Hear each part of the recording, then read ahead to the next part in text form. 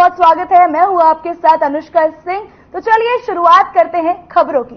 खटीमा के अलक्ष्या public school में दी Rakesh dance academy द्वारा हुनरबाज सीजन 3 के ऑडिशन का आयोजन बड़ी धूमधाम से किया गया। आयोजित ऑडिशन प्रतियोगिता में रुद्रपुर, हल्द्वानी, टनकपुर सहित कई जगहों के सैकड़ों बच्चों और सुपर मॉम्स मातृशक्ति ने अपनी प्रतिभा के जलवे बिखेरकर सबका मंत्र मुग्ध कर दिया। वहीं आयोजक एवं कोरियोग्राफर राकेश कुमार रैक्सी, कल्पना आर्य एवं काजल चावला ने निर्णायक भूमिका निभाते हुए फाइनल राउंड के लिए ग्रैंड फिनाले हुनरबाज में अपना हुनर दिखाने के लिए प्रतिभागियों का चयन किया। वही कार्यक्रम का मुख्य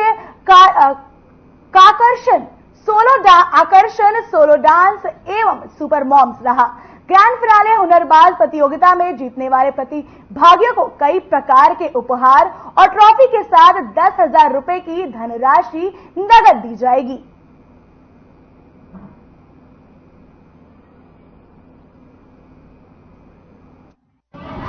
मुझे डांस करने का पर्सनली बहुत शौक था बचपन से और मैं डांस करती आई हूँ, डांस करती रहती हूँ।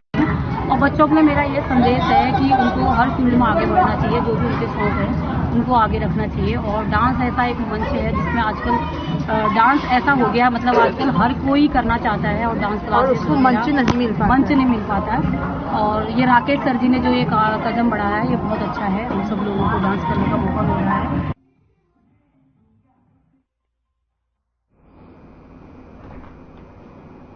लंबे इंतजार के बाद CUET UG का रिजल्ट जारी हो गया है। इसके बाद देहरादून के 4 बड़े कॉलेजों और मसूरी के एक कॉलेज में दाखिलों की दौड़ शुरू हो जाएगी। सोमवार से इन सभी कॉलेजों में दाखिले के लिए समर्थ पोर्टल पर रजिस्ट्रेशन शुरू हो जाएंगे, जो 10 दिनों तक चलेंगे। मेरिट आने के बाद छात्रों को समर्थ पोर्टल पर रजिस्ट्रेशन कराकर कॉलेज का विकल्प भरना होगा, जिसके आधार पर समर्थ पोर्टल इन कॉलेजों को इच्छुक छात्रों की मेरिट बनाकर देगा, जिसके आधार पर कॉलेजों को दाखिले देने होंगे। वहीं DAV PG कॉलेज के प्राचार्य सुनील कुमार सिंह ने बताया कि गढ़वाल विश्वविद्यालय जैसे ही समर्थ पोर्टल में रजिस्ट्रेशन का लिंक देगा, हम उसके आधार पर रजिस्ट्रेशन शुरू करवा देंगे। ये रजिस्ट्रेशन 10 दिन तक चलेंगे, जिसके आधार पर हम दाखिले शुरू करवा देंगे। 16 अगस्त से नया सत्र शुरू करने की कोशिश है।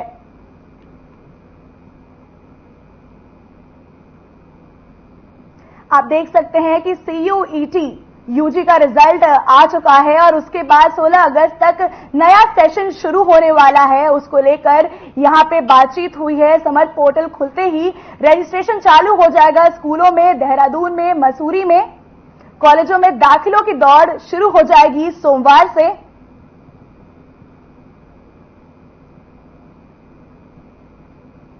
सोलह अगस्त तक नया सेशन जो है वो शुरू हो जाएगा। समर्थ पोर्टल पर जैसे ही खुलेगा उसके बाद रजिस्ट्रेशन शुरू हो जाएगी।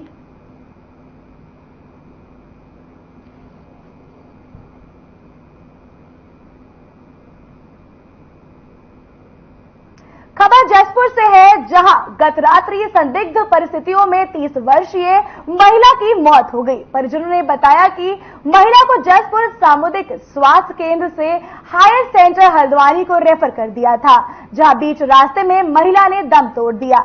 घटना की सूचना पाते ही पुलिस घटनास्थल पर पहुंची और शव को अपने कब्जे में लेकर पंचायत नामा पर पोस्टमार्टम हेतु काशीपुर भेज दिया और पुलिस मृतक महिला की मृत्यु के मामले की जांच में जुट गई। वहीं मृतक महिला के ससुर ने बताया कि महिला अचानक बेहोश हो गई, जिससे आसपास के निजी डॉक्टरों को भी दिखाया गया, जिन्होंने बताया कि महिला को किसी जहरीले कीट ने काटा है, जिससे बाद में महिला की हालत बिगड़ी और महिला की मौत हो गई।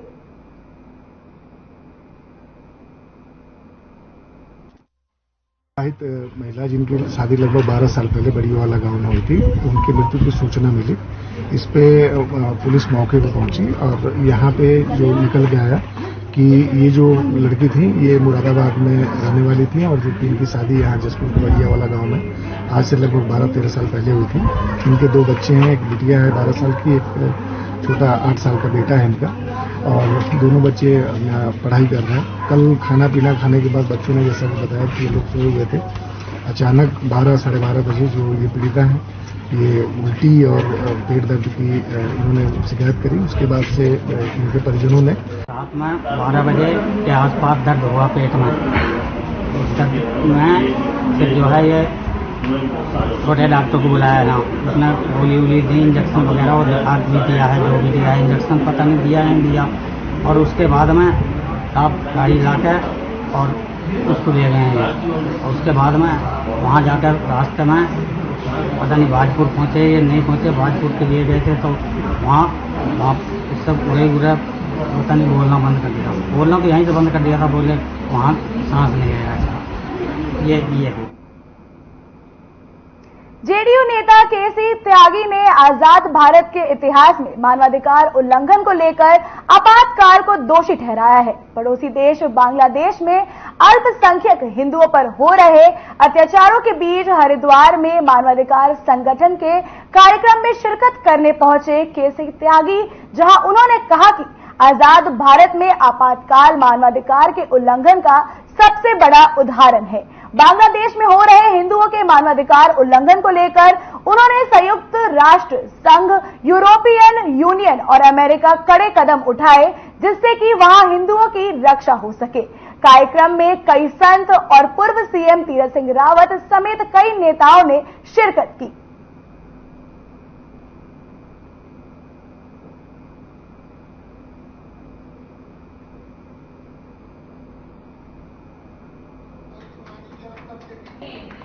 आपातकाल एक जरूर दौर ऐसा है जब ह्यूमन राइट्स के वायलेशन हुए, लेकिन उसके लिए यूएन से लेकर के और बहुत संस्थाएं कार्यरत हैं।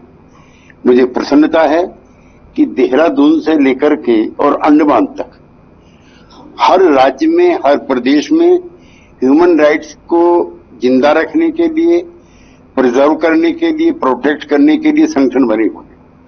मुझे आज ऐसे ही संगठन में यहां आने का सौभाग्य मिला है और जब तक पत्रकार, जुडिशरी और पॉलिटिकल एक्टिविस्ट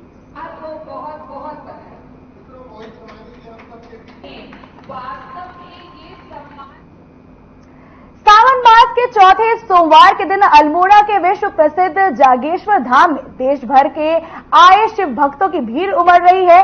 प्रातः काल से ही हजारों की संख्या में श्रद्धालुओं ने महामृत्युंजय एवं जगन्नाथ मंदिर में जाकर जलाभिषेक कर पूजा अर्चना की और जागेश्वर धाम में सावन में 1 महीने का श्रावणी मेला लगता है, जिसे शिव भक्त शिवार्चन एवं महामृत्युंजय मंत्र जप का अनुष्ठान करते हैं। वहीं इस महीने में कुल देवताओं का पूजन होता है। देव डगरिये विधिवत पूजन से अवतरित होते हैं, जागेश्वर की परिक्रमा करते हुए जाते हैं, जिसे स्थानीय भाषा में बेसी कहा जाता है।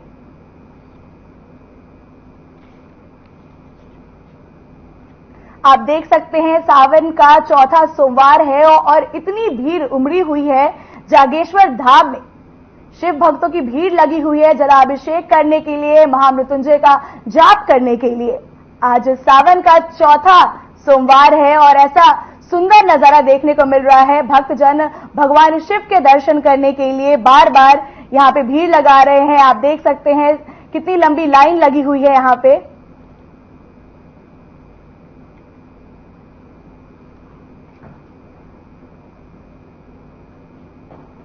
तो वक्त हो चला है एक छोटे से ब्रेक का।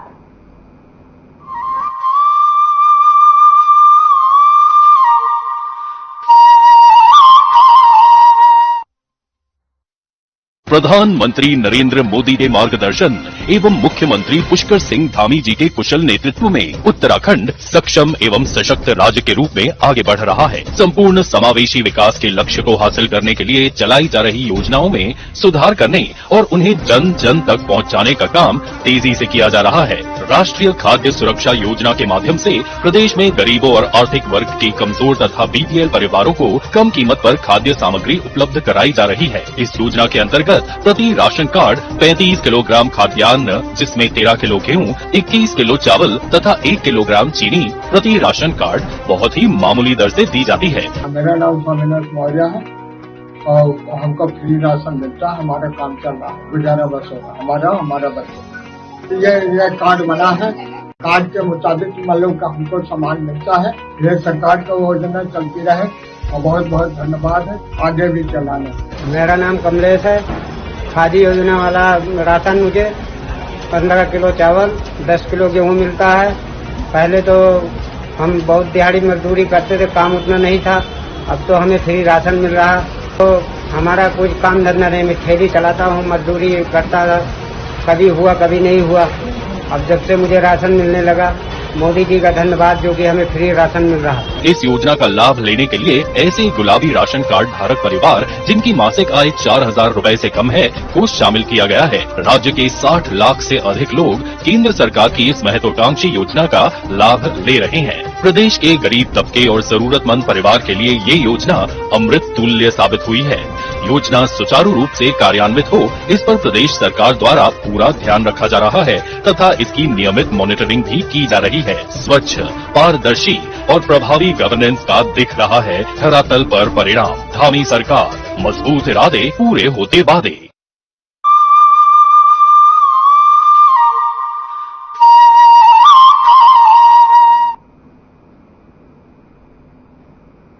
ब्रेक के बाद एक बार फिर से स्वागत है आपका। तो चलिए एक बार फिर से शुरुआत करते हैं खबरों की।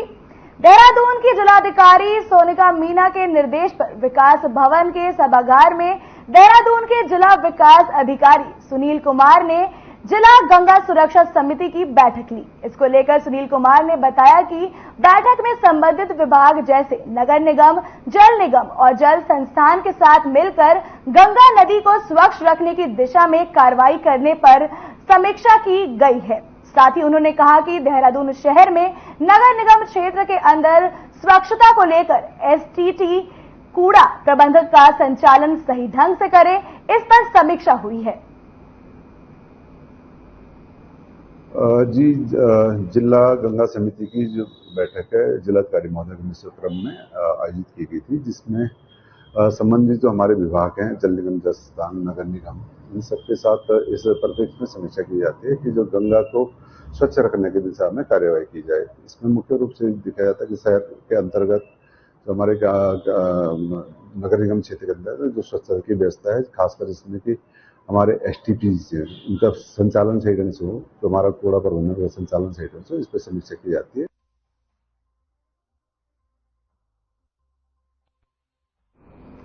जीआरपी पुलिस ने बच्चा चोरी का खुलासा कर दिया है। बच्चा चोरी की वारदात का अंजाम देने वाली महिला को भी पुलिस ने गिरफ्तार कर लिया है।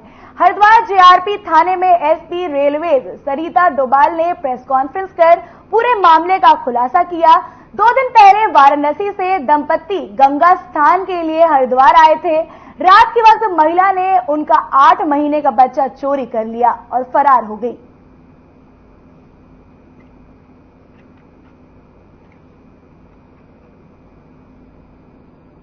पूछताछ के आधार पर जो अपहरण करने वाली महिला थी उसका हुलिया हमें पता चला था।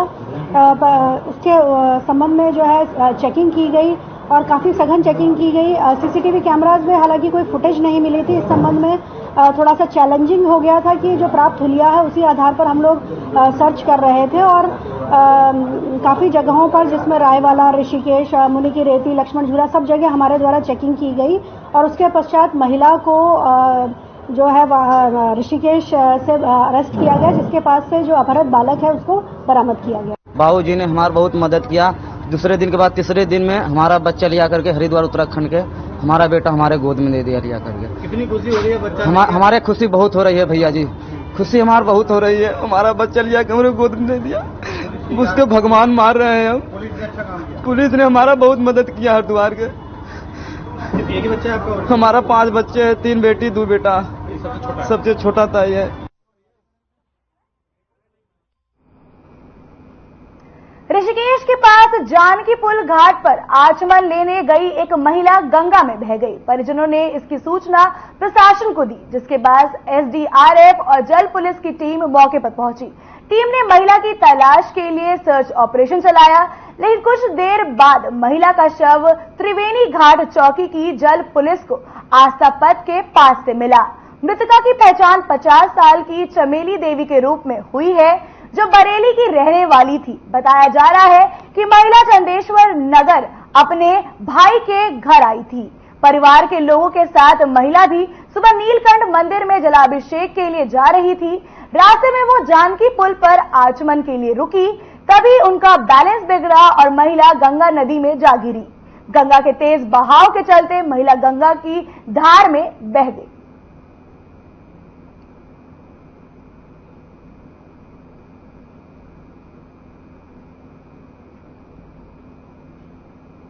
मंगलोर क्षेत्र के जैनपुर गांव में बड़ा हादसा हो गया, जहां शिविर का स्लैब टूटने से गड्ढा में 2 मजदूर गिर गए, जिनकी दम घुटने के चलते दुखद मौत हो गई।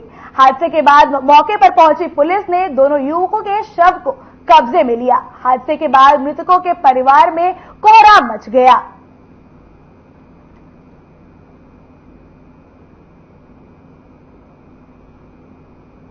राजधानी देहरादून के दून अस्पताल के स्टोर रूम और एक्सरे रूम में आग लग गई।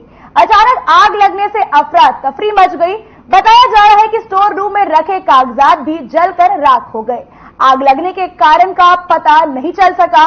वहीं मौके पर पहुंचे फायर ब्रिगेड के कर्मचारियों ने आग पर काबू पाया और साथ ही मरीज और स्टाफ को सुरक्षित बाहर निकाल लिया गया। फिलहाल शॉर्ट सर्किट से आग लगने की वजह बताई जा रही है। अस्पताल के चिकित्सा अधीक्षक डॉक्टर अनुराग अग्रवाल ने बताया कि अस्पताल के स्टाफ ने तुरंत आग बुझाने की कोशिश की और फायर ब्रिगेड को भी सूचना दी गई। चिकित्सा अधीक्षक ने बताया कि वहां पर 2 मरीज भी मौजूद थे, जिनको वहां से सुरक्षित निकाल लिया गया है।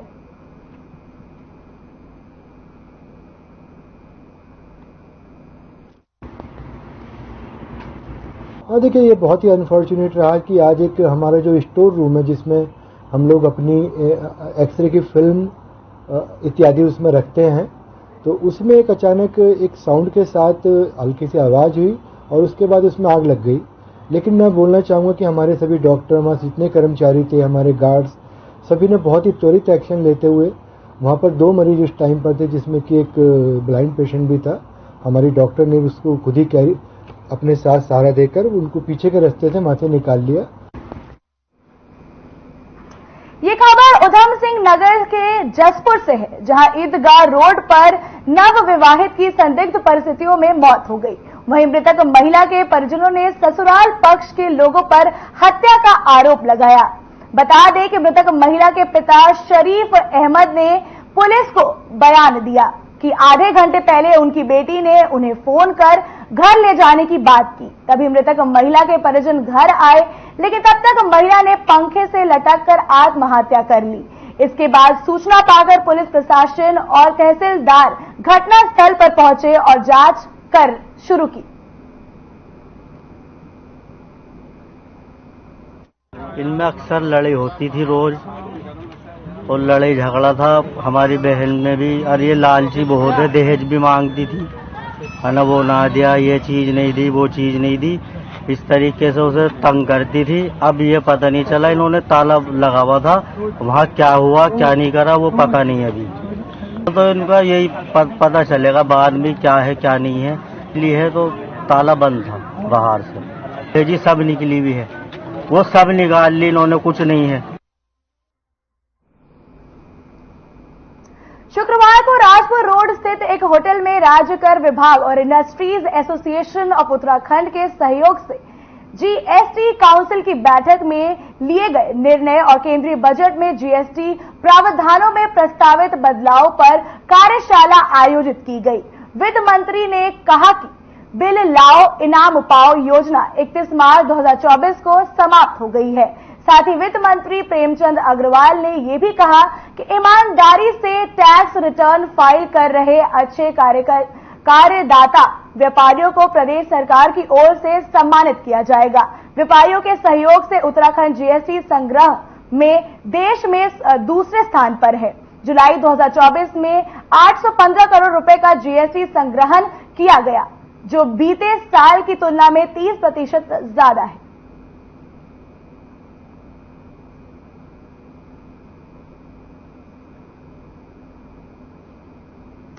21 अगस्त से गैरसैंण में शुरू होने वाले विधानसभा के मानसून सत्र की अवधि को लेकर जहां कांग्रेस लगातार सवाल उठा रही है, तो वहीं राज्यसभा सांसद नरेश बंसल का कहना है कि विधानसभा सत्र कितने दिन चलेगा ये सरकार के संसदीय कार्य मंत्री और बिजनेस कमेटी द्वारा बिजनेस को लेकर तय किया जाता है। सत्र से पहले सर्वदलीय बैठक होती है जिसमें बिजनेस को लेकर चर्चा होती है, जिसके आधार पर सत्र की अवधि तय की जाती है।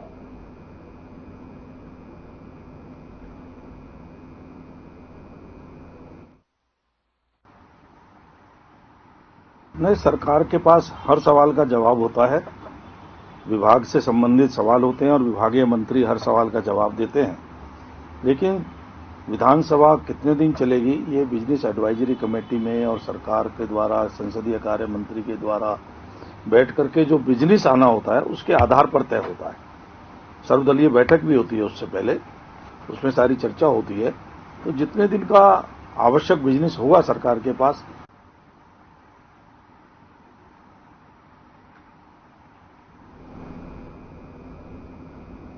दिल्ली में उत्तराखंड कांग्रेस प्रदेश प्रभाकारी कुमारी शैलजा और प्रदेश सह प्रभाकारी दीपिका पांडे की अध्यक्षता में विधायक मंडल दल की बैठक होगी।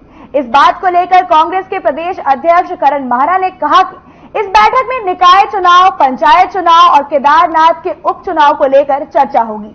साथ ही उन्होंने कहा कि 2027 के विधानसभा चुनाव के रोड मैप को लेकर भी बैठक में चर्चा होने वाली है और खास तौर पर गैरसैंण में होने वाले मॉनसून सत्र को लेकर भी बैठक में चर्चा होगी।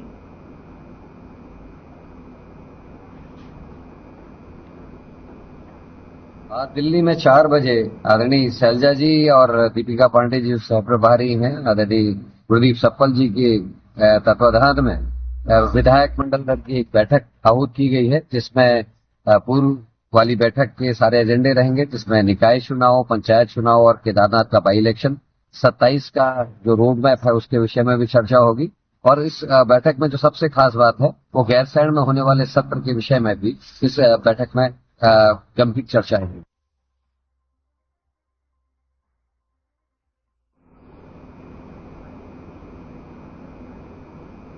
ऋषिकेश के पौराणिक वीरभद्र महादेव मंदिर में प्रबंधक और ब्राह्मण समाज के बीच विवाद हो गया। आरोप है कि पूजा अर्चना करने पहुंच रहे ब्राह्मणों के साथ मंदिर के प्रबंधक गाली गलौज कर रहे हैं और दुर्व्यवहार कर रहे हैं, जिसमें मंदिर पहुंचने वाले श्रद्धालुओं को भी बख्शा नहीं जा रहा है, जिसके चलते श्रद्धालुओं की आस्था को ठेस पहुंच रही है। श्रद्धालुओं के साथ ब्राह्मण समाज ने प्रबंधक की कार्यशैली का विरोध किया है। वैदिक ब्राह्मण महासभा ने मंदिर प्रबंधक का रवैया नहीं सुधरने पर निरंजनी अखाड़े में जाकर शिकायत करने और मंदिर में तालाबंदी करने की चेतावनी दी है। वैदिक ब्राह्मण महासभा के अध्यक्ष जगमोहन मिश्रा ने बताया कि हर साल पूरे उत्तराखंड के पंडित समय समय पर वीरभद्र मंदिर में अपने जजमानों के साथ पूजा अर्चना के लिए पहुंचते हैं। आज तक कभी भी मंदिर में पूजा पाठ को लेकर कोई भी विवाद की स्थिति नहीं बनी, लेकिन कुछ समय पहले मंदिर में व्यवस्था को संभालने पहुंचे नए प्रबंधक रघुवीर गिरी ब्राह्मण और जजमानों के साथ अभद्र व्यवहार कर रहे हैं।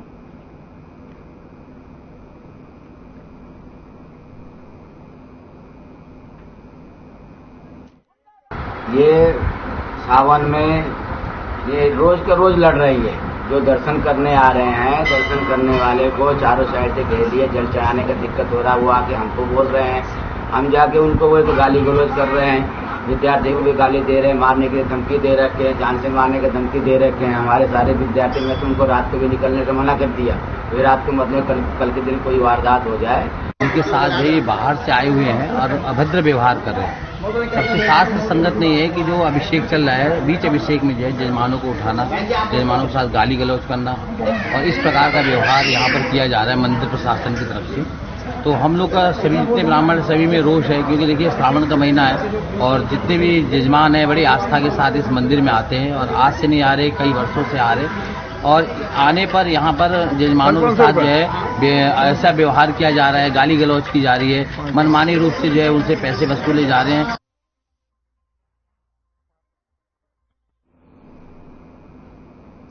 इस बुलेटिन में फिलहाल इतना ही। नमस्कार।